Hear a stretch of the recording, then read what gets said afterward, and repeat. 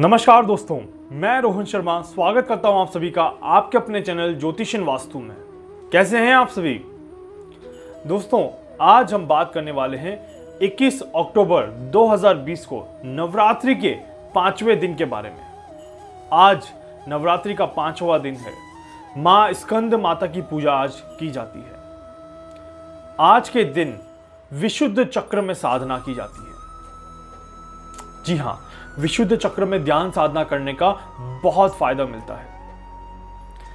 मां स्कंद माता की पूजा बहुत लाभदायक मानी जाती है और बहुत कम लोगों को पता है कि मां स्कंद माता इनका नाम कैसे रखा गया।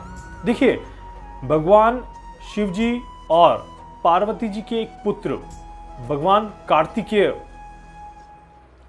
का एक नाम जो है वो स्कंद है। तो भगवान कार्तिकेय का एक नाम स्कंद है और उनकी माता पार्वती जी का नाम स्कंद माता रखा गया। जी हाँ, क्योंकि वो उनकी माता थी इसलिए उनका नाम स्कंद माता रखा गया। और ऐसा बताया जाता है शास्त्रों में कि इसमें माता की 4 भुजाएं हैं और माता अपने पुत्र को लेकर शेर की सवारी करती है, जो कि एक बहुत ही अच्छा संयोग भी माना जाता है। आज के दिन माता की पूजा करने से बहुत ज़्यादा लाभदायक फल मिलते हैं, बहुत ज़्यादा फायदे मिलते हैं। आज के दिन अगर आप माता जी की पूजा कर रहे हैं, माता जी की आराधना कर रहे हैं, तो माता जी को श्वेत वस्त्र धारण करवाइएगा। जी हाँ, आज के दिन माता जी का श्वेत श्रृंगार किया जाता है। सफ़ेद वस्त्र, सफ़ेद फूल, सफ़ेद माला, यहाँ पर सफ़ेद चंदन, कपूर, ये सारी चीज़ें यहाँ पर यूज़ की जाती हैं। तो आज के दिन अगर आप माता जी की पूजा करते हैं, माता जी की आराधना करते हैं, तो यहाँ पर सफ़ेद चंदन के साथ साथ रोली और कुमकुम ज़रूर लगाएं और नैवेद्य ज़रूर अर्पित करें। और माता जी को प्रसाद के रूप में क्या चढ़ाएंगे आज आप माता जी को प्रसाद के रूप में चढ़ाएंगे केले। जी हाँ, केले का भोग आज के दिन ज़रूर लगाना चाहिए। केले का भोग लगाने से बहुत ज़्यादा फायदा मिलता है। मां स्कंद माता की पूजा से क्या क्या लाभ मिलते हैं? देखिए, सबसे पहले तो कि मां स्कंद माता की पूजा से बच्चों को बड़ा फायदा मिलता है। अगर उनकी माएँ अब मां स्कंद माता का पाठ करती हैं, मां स्कंद माता की पूजा करती हैं, तो उनके बच्चों को काफ़ी ज़्यादा फायदा मिलता है। उनके बच्चों के जीवन में आने वाली बाधाएं खत्म हो जाती हैं, उनके बच्चों के जीवन में आने वाली परेशानियां खत्म हो जाती है। जी हाँ, तो स्कंद माता का ये जो दिन रहता है, ये बच्चों के लिए विशेष लाभदायक रहता है। बच्चों को कोई परेशानी है, कोई बीमारी है, कोई समस्या चल रही है उनके जीवन में, तो उनकी माताओं को ये व्रत करना चाहिए, इस दिन पूजा करनी चाहिए। इससे उन्हें काफ़ी ज़्यादा फायदा मिलेगा। साथ ही साथ माँ स्कंद माता की पूजा से बहुत बड़े बड़े रोग कष्ट भी यहाँ पर खत्म हो जाते हैं।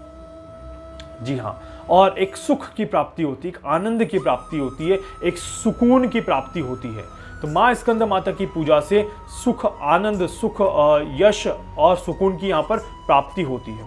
तो इसीलिए माँ स्कंद माता की पूजा अपने आप में एक बहुत ही ज़्यादा विशेष महत्व यहाँ पर रखती है। माँ स्कंद माता की पूजा के लिए आपको कौन से मंत्र और कौन से जाप आपको करनी चाहिए, ये भी मैं आपको बता देता हूँ। देखिए, माँ स्कंद माता की पूजा के लिए आपको इनका जो बीज मंत्र है, बहुत सिंपल बीज मंत्र है, ध्यान से सुनिएगा और समझने की कोशिश करिएगा। हीम क्लीम स्वमिन्ये नमः। हीम क्लीम स्वमिन्ये नमः।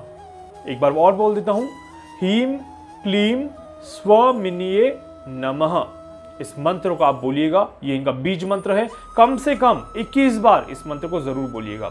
एक और मंत्र है माता का, ओम एम हीम क्लीम स्कंद माताये नमः।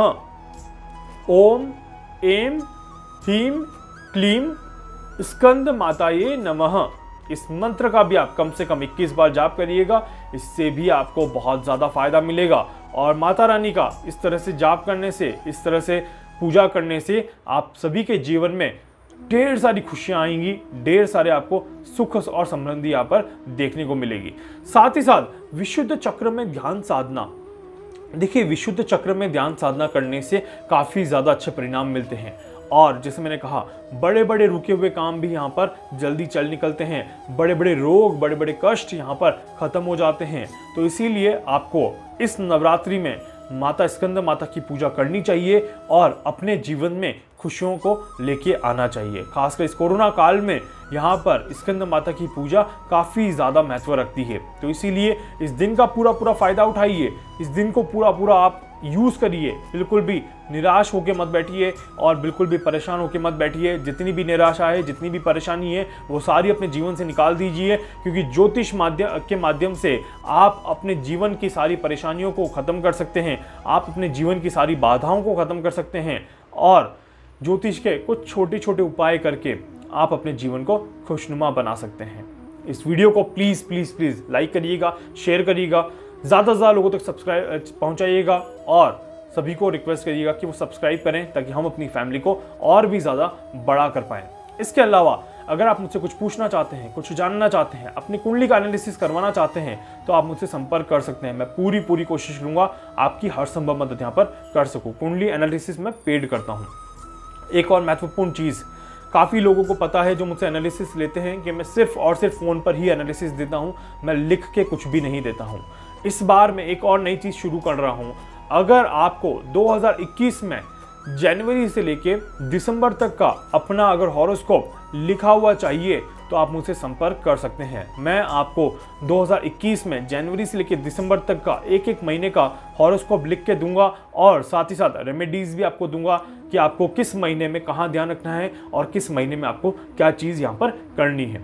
तो अगर आप चाहते हैं ये चीज़ भी लेना, मुझसे आप ले सकते हैं।